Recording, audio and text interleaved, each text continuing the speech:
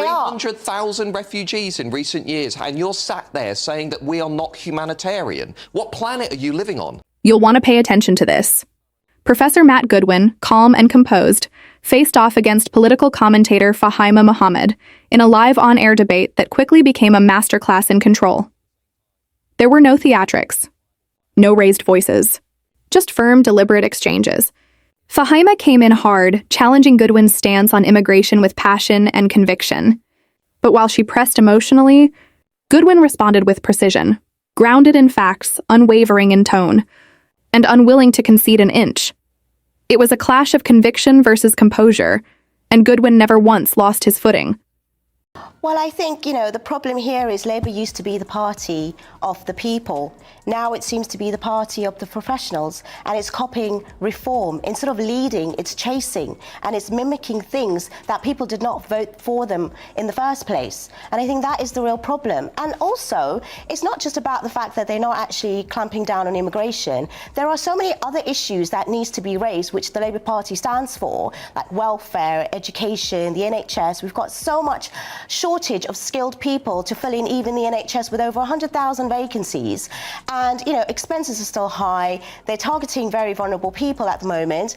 And it's not the way to go, across by just basically coming off the back of the by-elections of what they think that the people want, which is just reform. Fahima. Now, when it came to Fahima Mohammed, her reaction was notably intense, as though any resemblance between Labour's current rhetoric and Reform UK's position constituted some sort of political catastrophe. To her credit, she's not entirely wrong about Labour's internal contradictions. The party is clearly struggling to define itself, but where her argument faltered, and notably so, was in her dismissal of illegal immigration. Treating it as little more than background noise, it revealed a troubling disconnect, one where the tone of the debate seemed to concern her more than the underlying reality. That border enforcement remains critically inadequate. Before we continue, if you value sharp, fact-based political analysis, consider subscribing and sharing this report. Your support helps us keep cutting through the noise. Let's get back to the issue. Things happened this week. Firstly, we learned immigration is the #1 issue in this country. Only because that's the only thing being told and spoken about. Okay. So this is what's interesting, Michelle. This is the left narrative. No, it's not. I'm not the left. Why do you call me the left? Can I finish? We're all talking about immigration, and that's the reason. We're not all talking about immigration. Can I finish? We're all talking about immigration. That's why immigration is the #1 issue, as opposed to it's nothing to do with the record numbers of people who are actually coming into our country. Don't break the law. So easy for you to say when your family is not being, bombed and they're not actually being asked to pay for the crisis. I'm a taxpayer. So I am work I. hard. So am Everyone I. watching this show. So am I. Right. So why should those people be asked to spend billions of pounds every year on a crisis that their leaders refuse to fix? Well, then it's not their fault. It is the politicians' fault to get it right and to get those processes let's fix the right. Crisis. Yes, the crisis, but don't just blame the sort of migrants that are coming. It is to do with the politicians and people like yourself who are in these kind of, big sort of parties that are putting the blame on the wrong people and the wrong side. It should be fixing policies and making decisions that is also within rights of the humanitarian sort of an international law and looking after the British values. Not to say that, some of them are going to be criminal, but again, you put everyone I'm not going under. to take lectures on what are British values. I'm not giving you a lecture. I'm just giving you my point of view, like how you... Yes, everyone's talking about it. But let's be clear. Shouting the loudest doesn't make you the voice of the nation. Immigration levels have reached record highs. And where is the government? Exactly where it always is, pointing fingers, issuing vague promises, and occasionally throwing out the tired slogan of, "We'll deport them," as if repetition could replace results. It's the same political theater we've seen from day one, statements without substance, policy without follow-through. And the public? They've had enough. The fatigue is real, the frustration undeniable. Because beneath the noise and the slogans lies a truth no one in power seems willing to confront. Britain's immigration system is broken, and the people know it. And the second thing we've learned this week is 85% of Brits want net migration reduced below 100,000, and nearly half the country want zero migration. And you're acting as though Keir Starmer is kind of speaking up for this mad, extreme fringe. Most people in this country want less immigration. It's not that hard. Well, I'm sorry. Now, I really do feel that you are basically trying to talk for everyone when it's not the case. Everywhere else, they do not just only mention immigration. It is much more. It's the only rhetoric that I hear from people like yourself. And I'm not calling you far right or right or anything, so don't call me that, because there's certain things that I even agree with when it comes to the other side. It's not about that. We have to do so much more to get this country back in order than just immigration, and that's not going to erase any of the economics and the problems that are there. So it is really not that. It's just what you want to raise and everyone else. She's waving it off as just immigration. And frankly, that's an extraordinary level of detachment from reality. To downplay Labour's failure to articulate a coherent migration policy, at a time when the public is demanding genuine control of the borders, is not just politically naive, it's a serious miscalculation. And those economic arguments she keeps leaning on? Let's be honest, they're far from the simple rosy narrative she's selling. The link between immigration and economic growth is complex, and pretending otherwise only insults the public's intelligence. What Britain needs now is an honest conversation, one grounded in evidence, not slogans. But instead, we're being fed the same recycled talking points that avoid the real debate entirely.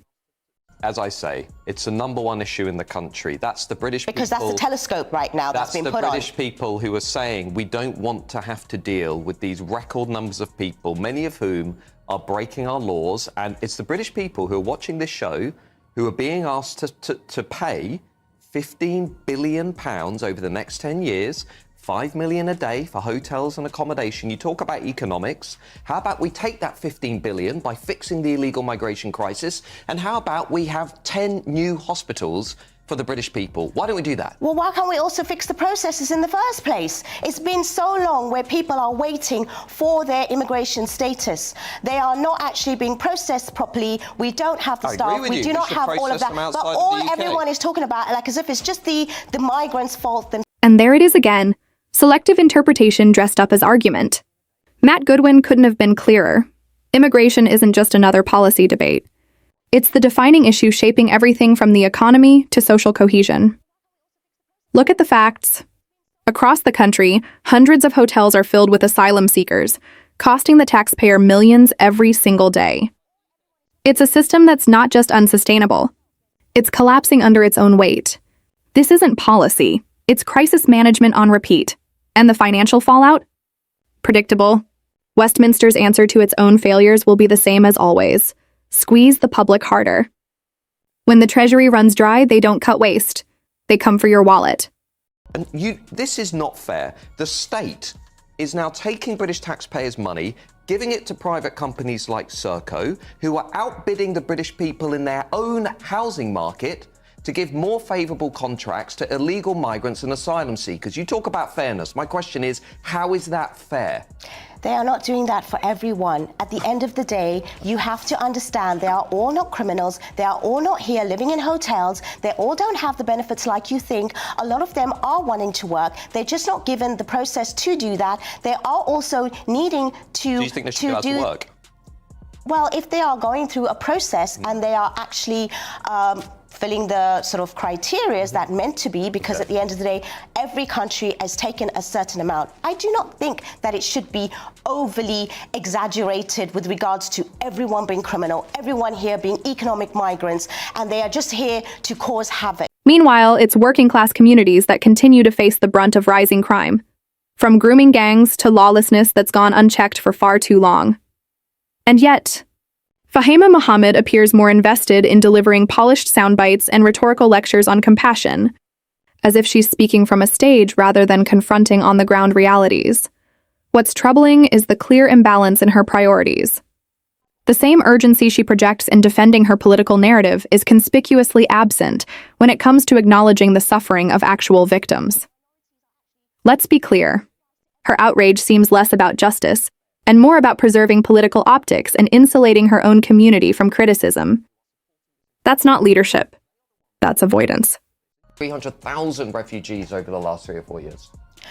Well, you know what? At the end of the day, we have to understand that they are doing what they feel that they can. They don't have the means all of the time to come through certain... Everybody should just do what they want. No, it's not. There should be tougher sort of legal processes here, done quicker. Okay. And they also need to be much more tougher laws with regards to making sure that they are not all seen like how you say, which they're not. Otherwise, they will be charged and imprisoned when they land. They're not charged and imprisoned because they're not seen as criminals. They are seen as someone who needs refuge. So we need to be able to process that. I don't believe that the boats is the best way to come. Obviously, it's causing so much damage when it comes to people losing their lives. It's not obviously the legal route. But at the same time, if you are fleeing and you are needing help and you wanting it, just because we're sitting here and we don't have those, those kind of experiences, or we don't know of people that have, it's so easy to just criminalize them and make them all when they are actually also very vulnerable. There's a moment where Fahima Mohammed turns to Matt Goodwin, finger raised,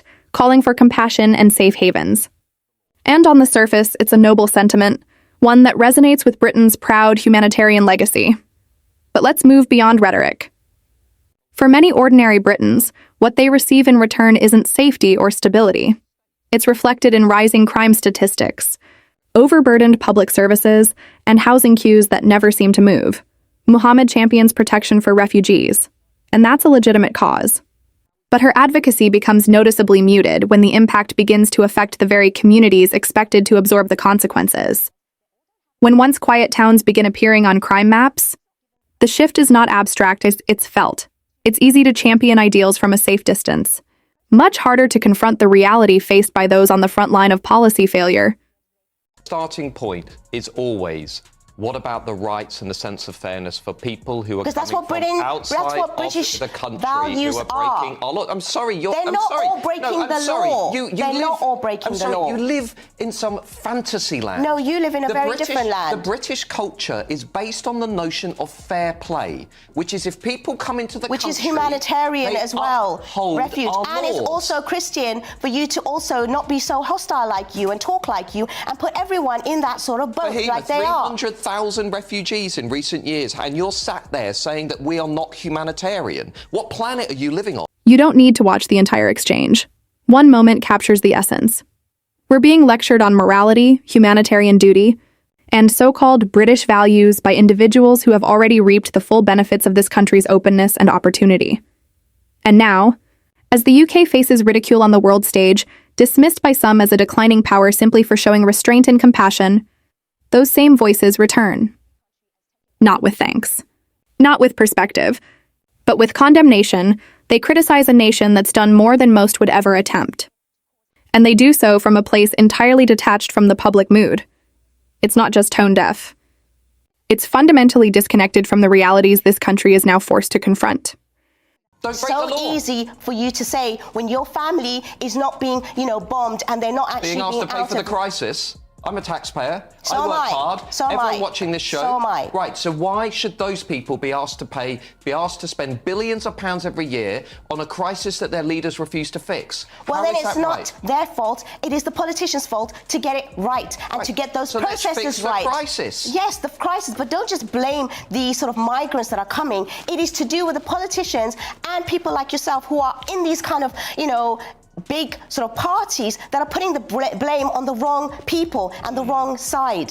It should be fixing policies and making decisions that is also within rights of the humanitarian sort of and international law and looking after the British values. Not to say that, some of them are going to be criminal, but again, you put everyone under. I'm not going to take lectures on what are British values. I'm not giving you a lecture. I'm just giving you my point of view, like how you're giving me.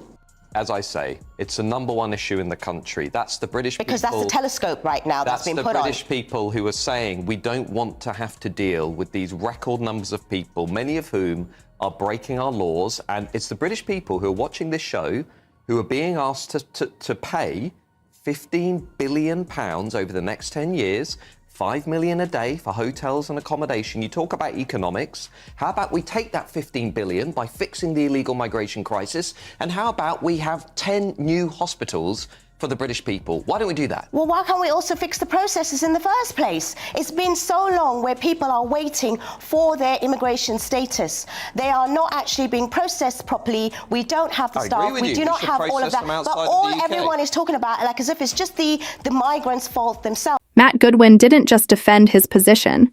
He dominated the debate with clarity and unflinching facts. While Fahima Mohammed leaned heavily on emotional appeals and broad calls for compassion, Goodwin cut through with demands for transparency and accountability. By the close, the contrast was stark. Fahima grew visibly agitated, but the room fell silent when Goodwin laid out the data, calmly, directly, and without compromise. If you found this analysis valuable, consider liking the video and subscribing to the channel. It takes only a moment but plays a vital role in helping us bring balanced, fact-based commentary to a wider audience.